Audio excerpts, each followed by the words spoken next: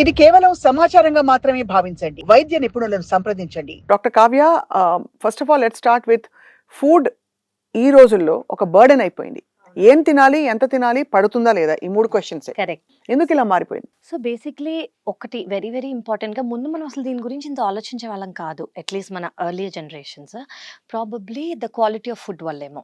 Okay, మనం ఇప్పుడు ఆలోచించేది ఏంటి అంటే మేబీ ప్రాసెస్ ఫుడ్స్ అనేవి, అల్ట్రా ప్రాసెస్ ఫుడ్స్ అనేవి చాలా ఎక్కువ అయిపోయాయి. కానీ మీరు అడుగుతున్న టాపిక్లో అసలు ఫుడ్ ఎలర్జీ అంటే ఏంటి, ఫుడ్ ఇంటాలరెన్స్ అంటే ఏంటి, ఇందులో మనకి 3 కేటగిరీస్ ఉన్నాయి. ఓకే. ఒకటి ఫుడ్ ఎలర్జీ, ఇంకోటి ఫుడ్ సెన్సిటివిటీ, ఇంకోటి ఫుడ్ ఇంటాలరెన్స్. ఓకే, 3 చాలా డిఫరెంట్. అదే ఫుడ్కైనా కూడా మన బాడీ అనేది డిఫరెంట్గా రియాక్ట్ అవుతుంది అనమాట. దాన్ని బట్టి సిమ్టమ్స్ అనేవి వేరేగా ఉంటాయి, దాన్ని బట్టి ట్రీట్మెంట్ అనేది కూడా వేరేగా ఉంటుంది. సో ఫస్ట్ మనం ఫుడ్ ఎలర్జీ గురించి మాట్లాడుకున్నామే అనుకోండి. ఇప్పుడు చాలామంది మీరు వినుంటారు లేదా పర్సనల్గా ఎక్స్పీరియన్స్ అయి ఉంటారు ఏంటంటే నట్స్కి ఎలర్జీ ఉంటుంది, లేదా ఫిష్కి ఉంటుంది. నేను ప్రాన్స్ తినను, నేను ఫిష్ తినను, నేను నట్స్ తినను, కొన్ని నట్స్ నాకు పడవు, కొన్ని చాక్లెట్స్ నాకు పడవు, కొన్ని ఫ్రూట్స్ నాకు పడవు అని అంటారు. అంటే ఏంటి, అది ఎలర్జీ అని మనం ఫస్ట్ తెలుసుకోవాలి. ఎలర్జీ అనేది మనం మాట్లాడుకునే సెన్సిటివిటీ లేదా ఇంటాలరెన్స్ కన్నా కొంచెం సీరియస్ సబ్జెక్ట్. ఓహో. ఎందుకు అంటే అది ఇమ్యూనిటీ ద్వారా మీడియేట్ అయ్యేది. ఇప్పుడు మన ఇమ్యూనిటీ ఏంటి, ఏదన్నా ఉంటే మనం దాని నుంచి గట్టిగా కాపాడి అది లేకుండా అది రాకుండా మన హెల్త్ని కాపాడుతుంది ఇమ్యూనిటీ.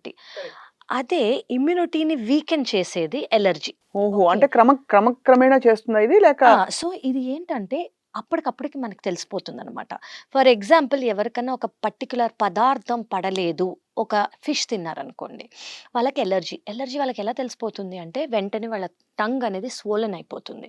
టంగ్ స్వోలన్ అయిపోయి రెస్పిరేటరీ సిస్టమ్ అంతా కొంచెం వాపులాగా అయ్యి బ్రీదింగ్ డిఫికల్టీ కానివ్వండి, చోకింగ్ కానివ్వండి, సఫకేషన్ లాగా కానివ్వండి, ఇచ్చింగ్ రావచ్చు, హైవ్స్ రావచ్చు, అంటే కొంచెం మనకి దురదల్లాగా.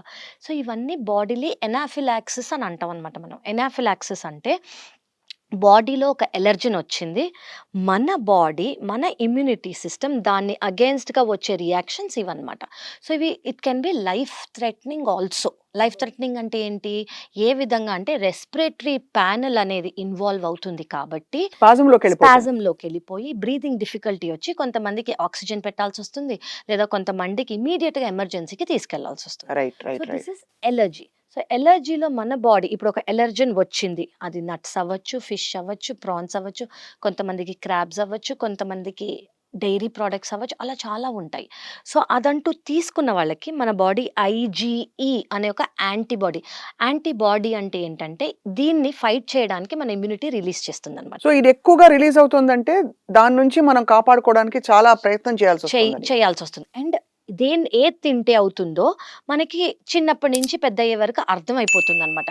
పేరెంట్స్కి, చిన్నపిల్లలకి అయింది అనుకోండి, పేరెంట్స్కి అర్థమవుతుంది, ఓ ఇది పెట్టాను, పీనట్స్ పెట్టాను, పీనట్ బటర్ పెట్టాను, లేదా ఈ సీ ఫుడ్ పెట్టాను, సో ఎలర్జీ వస్తుంది, ఊపిరి ఆడట్లేదు, డిస్కంఫర్ట్ ఫీల్ అవుతున్నారు, చోకింగ్ లాగా అనిపిస్తుంది, వెంటనే ఇచ్చింగ్ లాగా వచ్చింది, ర్యాషెస్ లాగా వచ్చాయి అని అర్థమైపోతుంది అనమాట. సో అప్పుడు ఐజీఈ అనేది బాడీ రిలీజ్ చేస్తుంది.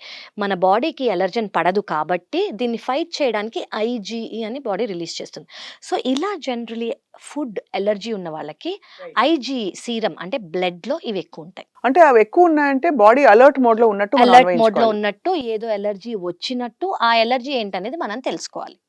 సో ఇది జనరల్ గా మనకి ఎలా తెలుస్తుంది, వెంటనే symptoms with in minutes, seconds లో కూడా రావచ్చు, లేదా with in minutes to maximum 2 hours లోపల వచ్చేస్తుంది ఇది. ఈ ఐజీ ప్రొడ్యూస్ అయినప్పుడు బాడీలో ఈ ఇన్ఫ్లమేషన్ అండ్ మీరు అన్నట్టుగా స్పాజం రావడం వల్ల చోక్ అయ్యి చాలా మందికి లైఫ్ థ్రెటనింగ్ అవుతుందా, ఇతర కారణాలు కూడా ఉంటాయి, బ్లడ్ లో ఏమన్నా జరుగుతుందా? సో బ్లడ్ లోంచి మనకి ఐజీ రిలీజ్ అవుతుంది. సో మన ఇమ్యూనిటీని ఎఫెక్ట్ చేయడానికి ఈ మార్కర్స్ ఏవైతే ఉన్నాయో అవి బ్లడ్ లో రిలీజ్ అయ్యి ఫస్ట్ రెస్పిరేటరీ సిస్టమ్, మనకి ఇచ్చింగ్ అంతా ఎందుకు వస్తుంది, బ్లడ్ లో అది ఎలర్జీని వెళ్ళిపోయింది కాబట్టి.